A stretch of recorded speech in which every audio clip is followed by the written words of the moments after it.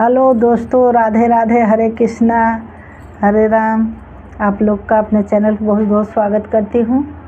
और एक बेटी की शादी विवाह गीत लेके आई है भैया। जब बारात आवे लगा था तब लड़की के बाप अगवानी में खड़ा रहते हैं ना, धोती कुर्ता पहन के, जल जयमाल पानी जल लेके, वही गीत है। राधे राधे, हरे कृष्णा।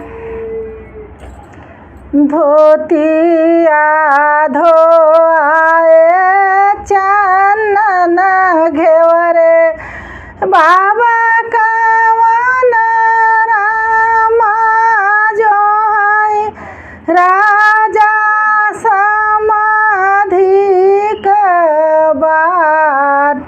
धोतिया धोआए चंदन घेवरे, बाबा कवन रामा जो है राजा समाधि का बाट।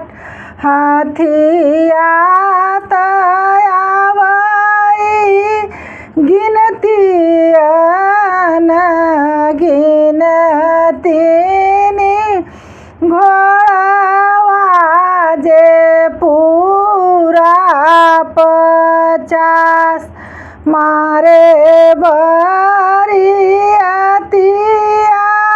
के कत हूँ न सूझई सूरुजु आलोप जाए। मारे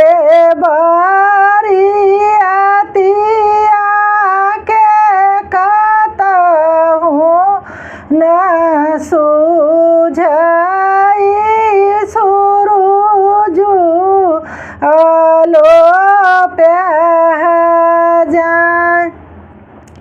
एतनी बारात देखी भभरे, बाबा कवन रामा भभरी के दिहले केवाड़ के मोरी धियावा का सजना संवारई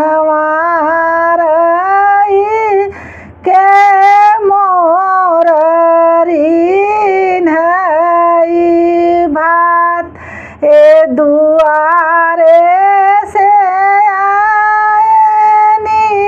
भैया हो कवन रामा सोना बाबा रज हमार। हम तोहरे धियावा का सजना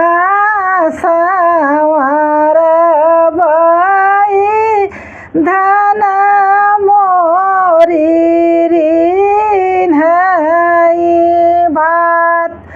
हम तोहरे धियावा का सजना सजउबई धन मोरी ऋणई भात। हेलो, राधे राधे, हरे कृष्णा। कैसा लगा आप लोग की शादी, ये विवाह गीत? फुल आवाज़ पूरा सुनना।